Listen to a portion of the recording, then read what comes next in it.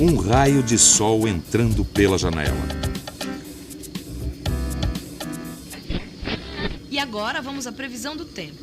Teremos um dia de sol com poucas nuvens, mas a temperatura continua agradável. À tarde pode até esfriar um pouquinho. E você, que pensa em viajar no final de semana, aproveite. Café forte, pão fresquinho e o som do rádio. Receita infalível para começar bem o dia. Em nosso dia a dia, realizamos ações simples que dependem da compreensão de símbolos, gestos, sons. Tomara que haja lugar para sentar. O mundo que nos cerca está cheio de palavras e é por meio delas, sobretudo, que nos comunicamos.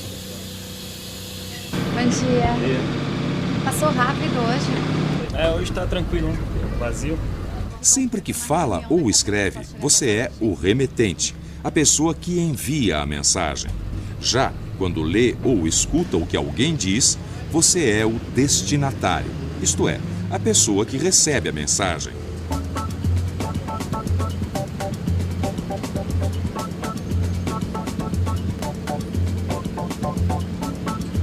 Livraria Reino das Palavras.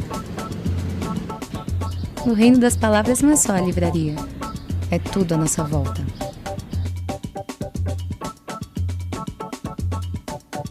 Para escrever as minhas histórias, eu uso a língua portuguesa. Claro, você está no Brasil? Será que está bem claro mesmo? Se eu estou no Brasil, eu deveria usar a língua brasileira. Aí você me pegou. Por que no Brasil a gente usa a língua portuguesa? Porque o Brasil foi descoberto pelos portugueses. E a língua dos portugueses, você bem sabe. É o português? Lógico. Pois é, quando os portugueses desembarcaram aqui no Brasil, eles trouxeram junto com eles a língua portuguesa. E ela foi se espalhando por todo o Brasil. Mas os índios que moravam aqui, aposto como eles falavam uma porção de línguas diferentes. Onde foram parar todas essas línguas? Sumiram? Pois é, o colonizador português acabou impondo sua língua aqui no Brasil. E ela foi se desenvolvendo nas nossas terras. Falar nisso, Alencar, a gente não pode esquecer que a língua portuguesa tem uma história, como todas as outras línguas. A língua portuguesa veio da mistura de várias línguas faladas por povos da Península Ibérica, onde hoje fica Portugal.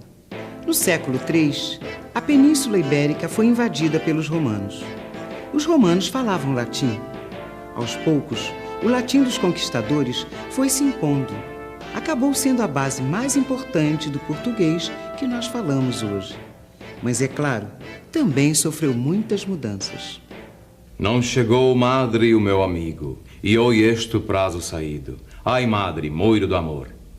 Entendeu? Difícil, né? Pois era assim a língua portuguesa no século XIII. De lá para cá, a língua portuguesa mudou bastante.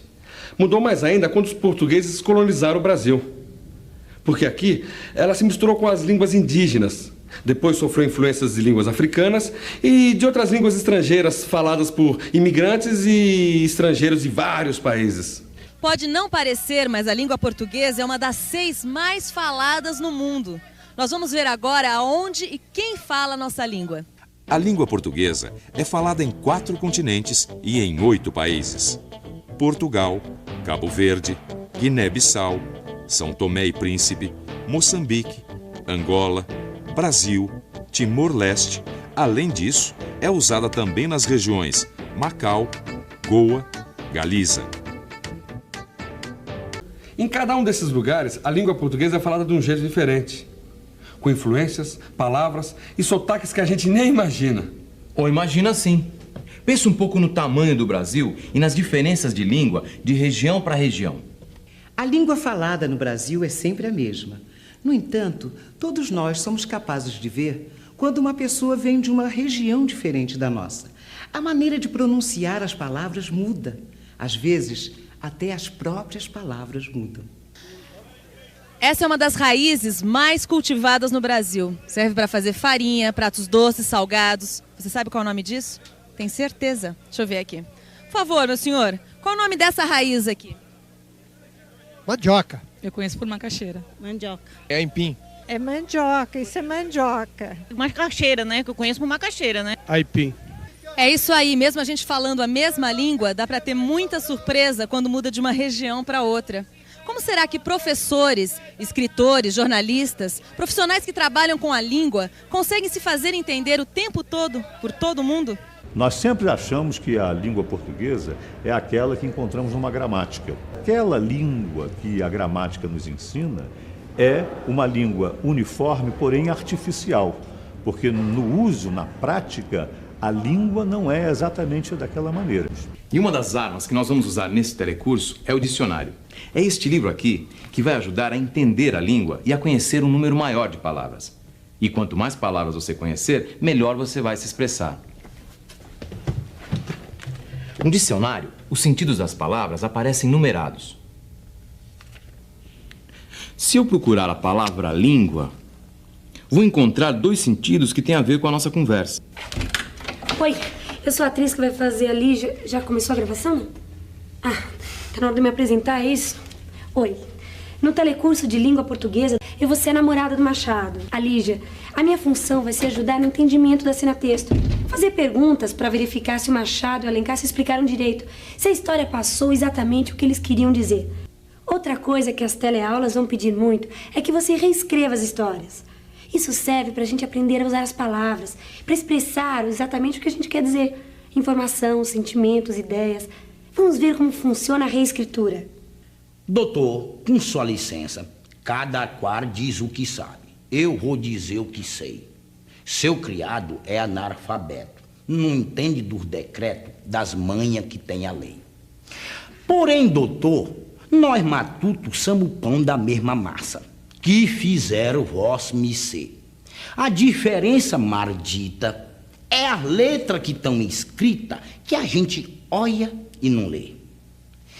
Esses versos são do poeta Zé Praxedes, do Rio Grande do Norte. Ele usa a linguagem popular para fazer a sua arte. Se a gente reescrevesse os versos, ficaria mais ou menos assim. Doutor, peço sua licença para lhe dirigir a palavra. Assim como todo mundo diz o que sabe, eu também vou dizer aqui o que eu sei. Sou analfabeto e não entendo de decretos ou artimanhas da lei. Você pode continuar daqui reescrevendo os versos que estão no seu livro. Penetra surdamente no reino das palavras. Lá estão os poemas que esperam ser escritos. Estão paralisados, mas não há desespero. Ceste a chave? Nossa, que lindo poema. São versos de Carlos Drummond de Andrade, um dos maiores poetas da língua portuguesa. E com esses versos, esta aula vai se despedindo.